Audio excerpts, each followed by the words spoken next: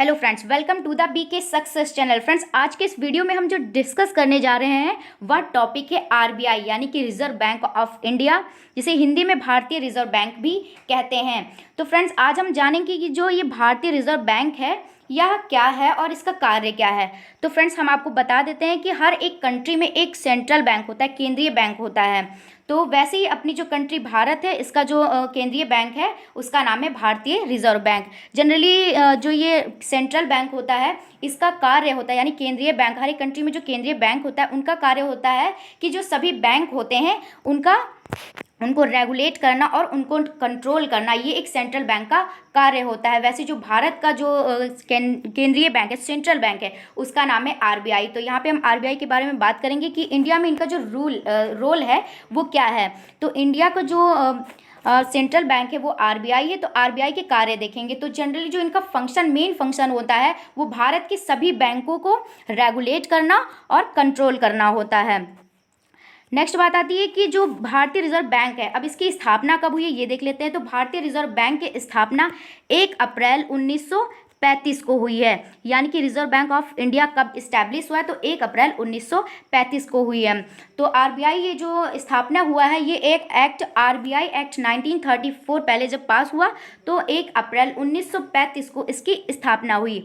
अब नेक्स्ट बात आती है कि इसका हेडक्वार्टर कहाँ है। तो आरबीआई का जो हेडक्वार्टर है वह मुंबई में है। जब आरबीआई की जब स्थापना हुई थी तो इसका जो हेडक्वार्टर था वह कोलकाता में था, लेकिन प्रेजेंट टाइम में ये जो है इसका हेडक्वार्टर मुंबई में है। 1937 में मुंबई जो है इसका हेडक्वार्टर बन गया, यानी कि इसका हेडक्वार्टर मुंबई में है। नेक्स्ट बात आती है आरबीआई के फंक्शन। अब मेन फंक्शन तो हमने आपको बता दिया कि जो इनका जो मेन फंक्शन होता है वह भारत के जो सभी बैंक होते हैं उनको रेगुलेट करना और उनको कंट्रोल करना। अब बात आती है इनके अदर फंक्शंस की बात आती है। तो आरबीआई का जो अदर फंक्शन है to regulate Indian banking system, जो इंडिया की जो बैंकिंग सिस्टम होती है उनको कंट्रोल करना। अब ये सेंट्रल बैंक है तो इनका कार्य होगा कि जो बैंक के सभी बैंक होते हैं उनके जो बैंकिंग सिस्टम होती है उनको क्या करना, कंट्रोल करना, रेगुलेट करना। और नेक्स्ट बात आती है टू इशू करेंसी। भारतीय रिजर्व बैंक का एक कार्य और भी यह भी है कि वह सभी करेंसी को इशू करती है। 1 रुपये के सिक्के और 1 रुपये का नोट को छोड़ करके जितने भी नोट होते हैं उनको आरबीआई क्या करती है, इशू करती है। नेक्स्ट इनका जो फंक्शन है वह टू फॉर्मुलेट मॉनिटरी पॉलिसी। तो नेक्स्ट फंक्शन है मुद्रा पॉलिसी, यानी कि जो मॉनिटरी पॉलिसी, यानी हिंदी में इसको बोलते हैं मुद्रा नीति। तो इसको फॉर्मुलेट करने का कार्य भी आरबीआई का होता है। नेक्स्ट है आरबीआई का फंक्शन है next to act as regulator and supervisor of financial system in India. Next है to act as banker of all banks. अब फ्रेंड्स, ये इससे भी ये बहुत ही इंपॉर्टेंट लाइन है, to act as banker of all banks, यानी कि जो भारतीय रिजर्व बैंक है या सेंट्रल बैंक है ना इंडिया का, तो जो इंडिया में जितने भी बैंक रहेंगे उनके बैंकों के बैंक के रूप में कार्य करेगा। अब किसी बैंक को अगर लोन चाहिए होगा तो क्या करेगा, वो आरबीआई से ही लेगा। तो यानी कि जो इंडिया में और जितने भी बैंक हैं वो बैंकों के बैंक का कार्य के रूप में भी ये कार्य करता है, यानी कि जो आरबीआई है ये बैंकों के बैंक के रूप में कार्य करता है। नेक्स्ट है to act as manager of foreign exchange, ये भी इसका एक फंक्शन है। फिर अब नेक्स्ट बात आती है स्ट्रक्चर ऑफ आरबीआई। अब आरबीआई का स्ट्रक्चर के बारे में जानेंगे कि आरबीआई जो रिजर्व बैंक ऑफ इंडिया, इसका स्ट्रक्चर कैसा रहता है। अब आप लोगों ने देखा होगा रिजर्व बैंक ऑफ इंडिया बाहर से तो देखा ही होगा, बट इनके जो इसमें जो टोटल मेंबर्स होते हैं, कौन कौन इसमें होता है, उनके बारे में बात करेंगे। तो स्ट्रक्चर ऑफ आरबीआई, यानी कि structure of RBI full form क्या होगा, रिजर्व बैंक ऑफ इंडिया। तो रिजर्व बैंक ऑफ इंडिया ये जो बैंक होता है इनमें टोटल मेंबर्स कितने होते हैं, 21 होते हैं। अब एक होते हैं गवर्नर, जो कि प्रेजेंट टाइम में गवर्नर कौन है, शक्तिकांत दास जी हैं। ये कौन से नंबर के हैं, तो 25वें। पेपर में एग्जाम में ज़्यादातर पूछ लिया जाता है। अब जनरली ये तो लोगों को पता ही होता है कि ये जो है गवर्नर कौन है, यानी कि आरबीआई का गवर्नर कौन है, हर किसी को पता ही रहता है क्योंकि साइन वगैरह भी रहती है नोट में, लेकिन ये नहीं पता होता है कि कौन से नंबर के। तो फ्रेंड्स, ये याद रखिएगा कि जो आरबीआई के प्रेजेंट टाइम में जो ये गवर्नर है वो 25वें नंबर के गवर्नर हैं। और फ्रेंड्स, अब बात आती है कि स्ट्रक्चर ऑफ आरबीआई। आरबीआई का जो स्ट्रक्चर में पहले मेंबर तो हो गए, नंबर 1 गवर्नर, ठीक है। आरबीआई के गवर्नर कौन है, शक्तिकांत दास, जो कि 25वें नंबर के हैं। और 4 और भी होते हैं मेंबर, जो कि होते हैं डिप्टी गवर्नर। 4 डिप्टी गवर्नर होते हैं, 1 मेंबर होते हैं गवर्नर और 4 डिप्टी गवर्नर होते हैं। और फ्रेंड्स इनका जो टाइमिंग होता है फिक्स टाइमिंग होता है, वैसे मिनिमम नहीं, यानी कि इनका जो टेन्योर होता है वो 3 ईयर का होता है, लेकिन बढ़ाया घटाया भी जा सकता है। और फ्रेंड्स नेक्स्ट मेंबर की बात आ जाती है, ये 5 मेंबर्स तो ये हो गए क्योंकि इनका एक स्थायी कार्यकाल होता है। और अब बात आती है 5 मेंबर्स हो गए, 1 गवर्नर और 4 डिप्टी गवर्नर। अब आती है दो मेंबर होते हैं फ्रॉम द फिनेंस मिनिस्ट्री से होते हैं, 2 members from finance ministry. 1 governor होते हैं, 4 डिप्टी गवर्नर होते हैं और 2 मेंबर्स फ्रॉम फिनेंस मिनिस्ट्री से होते हैं, यानी वित्त मंत्रालय से होते हैं दो मेंबर। अब नेक्स्ट बात आती है 4 मेंबर फ्रॉम लोकल बोर्ड से होती है। नेक्स्ट बात आती है 10 member direct appointed by government of India from different sectors. तो फ्रेंड्स आप इनको जब काउंट करेंगे तो आपको 21 मिलेंगे। 1 हो गया गवर्नर, 4 हो गए डिप्टी गवर्नर, 5 हो गए, 2 7, 4 11 और 10 21। तो आप यहाँ पे आप इस देख चुके हैं कि स्ट्रक्चर ऑफ आरबीआई यानी कि मेंबर्स की संख्या कितनी होती है आरबीआई में, तो 21 होती है। फ्रेंड्स एग्जाम में आ सकता है कि आरबीआई में जो होता है उनमें मेंबर्स की संख्या कितनी होती है, टोटल मेंबर कितने होते हैं भारतीय रिजर्व बैंक के अंदर, तो आप बताएंगे 21। और गवर्नर कितने होते हैं, गवर्नर 1 होते हैं और 4 डिप्टी गवर्नर होते हैं, 2 मेंबर फ्रॉम फिनेंस मिनिस्ट्री से होते हैं, 4 मेंबर फ्रॉम लोकल बोर्ड से होते हैं और 10 members direct appointed by government of India from different sector से होते हैं। फ्रेंड्स अब नेक्स्ट बात आती है लोकल बोर्ड्स ऑफ आरबीआई। तो फ्रेंड्स अब ये देख लेते हैं local board of RBI, reserve bank of India के जो लोकल बोर्ड्स होते हैं वो कितने होते हैं। तो आगे देख लेते हैं लोकल बोर्ड्स ऑफ आरबीआई, भारतीय रिजर्व बैंक यानी रिजर्व बैंक ऑफ इंडिया के जो लोकल बोर्ड्स हैं वो 4 हैं, 1 मुंबई में, 1 कोलकाता में, न्यू दिल्ली और चेन्नई में है। ये भी एग्जाम में आ सकता है, कभी कभी मल्टीपल में दे रखे होते हैं और इनमें से कोई एक दिया जा सकता है। तो फ्रेंड्स आप ये याद रखिएगा, चारों को आप याद कर लीजिए। तो फ्रेंड्स आरबीआई की जो अदर ऑफिसर्स हैं उनकी संख्या 31 है, 20 रीजनल ऑफिस है और 11 सब ऑफिसर्स हैं। अब नेक्स्ट बात आती है आरबीआई के लोगो की। तो फ्रेंड्स आप देख पा रहे हैं ये आरबीआई के लोगो का यहाँ पे इमेज बना हुआ है, तो यह आरबीआई का इमेज है।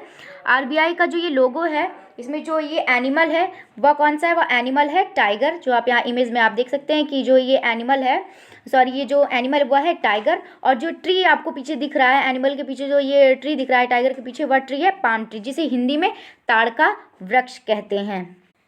भारत विश्व का 5वां ऐसा देश है जिसकी मुद्रा का खुद का लोगो है। तो फ्रेंड्स आपने देखा होगा नोट और सिक्कों पर इस प्रकार का सिंबल बना होता है, तो यह रुपीस का सिंबल है। अब भारत है तो भारत का जो मुद्रा होगा, तो भारत की मुद्रा क्या है, रुपया, तो रुपीस का जो सिंबल है वो इस प्रकार से आपको देखने को मिलेगा। यह 2010 में बनकर तैयार हुआ है। ये नोट पर और सिक्कों पर भी आपको इस प्रकार का सिंबल देखने को मिलेगा। तो फ्रेंड्स अगर आपने नहीं देखा है तो आप ज़रूर देखिए। यह सिंबल बनाने वाले व्यक्ति का नाम है डी उदय कुमार, जिन्होंने 2010 में इसको बनाया। यह सिंबल 2010 में बनकर तैयार हुआ। और यह जो सिंबल है यह 2 भाषाओं के कॉम्बिनेशन से बना हुआ है, देवनागरी के रा से और रोमन के आर से मिलकर के यह बना हुआ है। तो यह 2 भाषाओं के कॉम्बिनेशन से यह जो रुपीस का सिंबल है यह बना हुआ है। फ्रेंड्स ये पेपर में आ सकता है, तो फ्रेंड्स ये आप याद रखिएगा। भारतीय रिजर्व बैंक का नेशनलाइजेशन कब हुआ, 1 जनवरी 1949 को इनिशियल कैपिटल 5 करोड़ के साथ हुआ।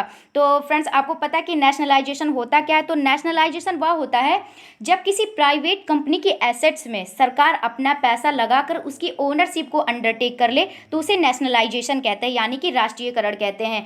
तो जो ये आरबीआई है ये इससे पहले एक प्राइवेट बैंक के रूप में कार्य करता था, लेकिन 1 जनवरी 1949 में जब इसका राष्ट्रीयकरण हुआ, जब भारत सरकार ने इसकी एसेट्स में जो है अपना पैसा लगाकर इसकी ओनरशिप को अंडरटेक कर लिया, तो इसका एक नेशनलाइजेशन हो गया और ये एक सरकारी बैंक के रूप में कार्य करने लगा। सो फ्रेंड्स अब रिजर्व बैंक ऑफ इंडिया के बारे में अब हमने डिटेल में पढ़ा ही था, तो चलिए एमसीक्यू भी कुछ सॉल्व कर लेते हैं। तो फ्रेंड्स आपको तो पता ही होगा कि जब एग्जाम्स में क्वेश्चंस पूछे जाते हैं तो मल्टीपल बेस्ड पर ही होते हैं, तो इसको सॉल्व करना तो बहुत ही ज़रूरी है। तो चलिए स्टार्ट करते हैं। भारतीय रिजर्व बैंक का गठन कब हुआ, यानी RBI reserve bank of India का गठन कब हुआ, तो 1 अप्रैल 1935 को हुआ। नेक्स्ट है आरबीआई के लोगों में कौन से जानवर का चित्र है। तो फ्रेंड्स अभी हमने आपको बताया कि आरबीआई के लोगों में कौन से जानवर का चित्र है, तो वह है टाइगर का। तो ऑप्शन नंबर ए सही हो जाएगा। नेक्स्ट क्वेश्चन है भारतीय रिजर्व बैंक का राष्ट्रीयकरण कब हुआ, यानी कि नेशनलाइजेशन कब हुआ, भारतीय रिजर्व बैंक का नेशनलाइजेशन कब हुआ, तो 1949 को हुआ। 1 जनवरी 1949 को भारतीय रिजर्व बैंक का राष्ट्रीयकरण हुआ, यानी कि नेशनलाइज हुआ। नेक्स्ट क्वेश्चन है आरबीआई के लोगो में कौन से पेड़ का चित्र है? तो आरबीआई का जो लोगो है उसमें कौन से पेड़ का चित्र है? तो ताड़ का, यानी कि पाम ट्री। नेक्स्ट क्वेश्चन है, भारतीय रिजर्व बैंक का मुख्यालय मुंबई में कब स्थानांतरित हुआ? नेक्स्ट क्वेश्चन यही आ गया, भारतीय रिजर्व बैंक का मुख्यालय मुंबई में कब स्थानांतरित हुआ? तो 1937 में हुआ। नेक्स्ट क्वेश्चन है, भारतीय गवर्नर कौन थे? तो भारतीय रिजर्व बैंक के पहले गवर्नर सर ओसबोर्न स्मिथ जी थे। और अगर बात आती है कि भारतीय रिजर्व बैंक के भारतीय गवर्नर पहले कौन थे? तो पहले भारतीय गवर्नर सर सीडी देशमुख थे। नेक्स्ट क्वेश्चन बात आती है, भारतीय रिजर्व बैंक के पहले भारतीय गवर्नर कौन थे? बात वही आ गई, भारतीय रिजर्व बैंक के पहले भारतीय गवर्नर कौन थे? तो वह सर सीडी देशमुख थे। अगर पहली बात ये आती है कि भारतीय रिजर्व बैंक के पहले गवर्नर कौन थे? तो सर ओसबोर्न स्मिथ जी थे। और अगर बात आती है कि भारतीय रिजर्व बैंक के पहले भारतीय गवर्नर कौन थे? तो वह सर सीडी देशमुख जी थे। नेक्स्ट क्वेश्चन आता है, भारतीय रिजर्व बैंक के गठन की सिफारिश किस आयोग ने की थी? तो भारतीय रिजर्व बैंक के गठन की सिफारिश हिल्टन यंग कमीशन यानी रॉयल यंग कमीशन ने किया था। नेक्स्ट क्वेश्चन है, आरबीआई के वर्तमान गवर्नर कौन है? तो आरबीआई के वर्तमान गवर्नर शक्तिकांत दास जी हैं। नेक्स्ट क्वेश्चन है, शक्तिकांत दास आरबीआई के कौन से गवर्नर है, यानी कौन से नंबर के गवर्नर है? तो 25वें गवर्नर है Shaktikanta Das ji reserve bank of India के। नेक्स्ट क्वेश्चन है, कितने रुपए की नोट में शक्तिकांत दास के हस्ताक्षर हैं? तो अभी हाल ही में जो 20 रुपए का नोट जारी हुआ है उसमें शक्तिकांत दास जी के हस्ताक्षर हैं। नेक्स्ट क्वेश्चन है, आरबीआई के गवर्नर की नियुक्ति कौन करता है? तो आरबीआई के गवर्नर की नियुक्ति प्रधानमंत्री करता है। वो भी आरबीआई के गवर्नर की नियुक्ति वित्त मंत्रालय की सलाह पर प्रधानमंत्री द्वारा की जाती है। नेक्स्ट क्वेश्चन है, आरबीआई के गवर्नर की सैलरी कितनी होती है? तो आरबीआई के जो गवर्नर होते हैं उनकी जो सैलरी होती है वह 2.5 लाख होती है। नेक्स्ट क्वेश्चन है, बैंकिंग लोकपाल योजना की शुरुआत किसने की थी? तो भारतीय रिजर्व बैंक ने यानी कि आरबीआई ने की थी। नेक्स्ट क्वेश्चन है, भारत में सिक्कों की ढलाई का काम कौन करता है? तो भारत में जो 1 रुपये का सिक्का होता है 1 रुपये का सिक्का हो, कोई भी सिक्का हो, उसकी जो ढलाई का काम है मिनिस्ट्री ऑफ फिनेंस करती है। अब नोट पढ़ लेते हैं, भारत में नोट छापने का कार्य आरबीआई करती है, जबकि 1 रुपये के नोट और सभी सिक्कों को ढालने का कार्य वित्त मंत्रालय द्वारा किया जाता है। आरबीआई द्वारा 1 का जो नोट होता है और 1 रुपये का जो सिक्का होता है और बाकी जितने भी सिक्के होते हैं वह आरबीआई द्वारा नहीं जो है ढाले जाते हैं और ना ही उनकी छपाई होती है, जबकि 1 रुपये के नोट और 1 रुपये के सिक्के बाकी सभी सिक्कों को छोड़कर जितने भी करेंसी होती है उनको छापने का कार्य आरबीआई करती है। नेक्स्ट क्वेश्चन है, भारत का केंद्रीय बैंक है? तो भारत का केंद्रीय बैंक है आरबीआई, जिसका फुल फॉर्म है reserve bank of India. Next question है, 1 रुपये के नोट पर किसके हस्ताक्षर होते हैं? तो 1 रुपये के नोट पर वित्त सचिव के हस्ताक्षर होते हैं। इस पे गवर्नर के नहीं होते हैं, वित्त सचिव के होते हैं। नेक्स्ट क्वेश्चन है, रिजर्व बैंक ऑफ इंडिया के उप गवर्नर की संख्या कितनी है? तो भारतीय रिजर्व बैंक यानी रिजर्व बैंक ऑफ इंडिया के जो उप गवर्नर होते हैं वह 4 होते हैं। 4 डिप्टी गवर्नर होते हैं और 1 गवर्नर होते हैं।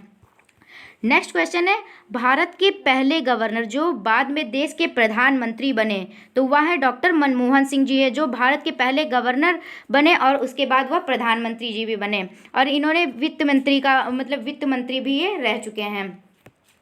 नेक्स्ट क्वेश्चन है, अब क्वेश्चन है आपके लिए है, question for you, drop the answer in comment box. जो ये क्वेश्चन ये आपके लिए है और इसका आंसर आप कमेंट बॉक्स में ज़रूर दीजिएगा। भारतीय रिजर्व बैंक यानी आरबीआई का राष्ट्रीयकरण कब हुआ है? आंसर नंबर ए है 1950, 1949 में, 1951 में, 1955 में। तो फ्रेंड्स आप इसका आंसर कमेंट बॉक्स में हमें ज़रूर बताइएगा कि इसका आंसर नंबर कौन सा करेक्ट होगा। Thanks for watching this video.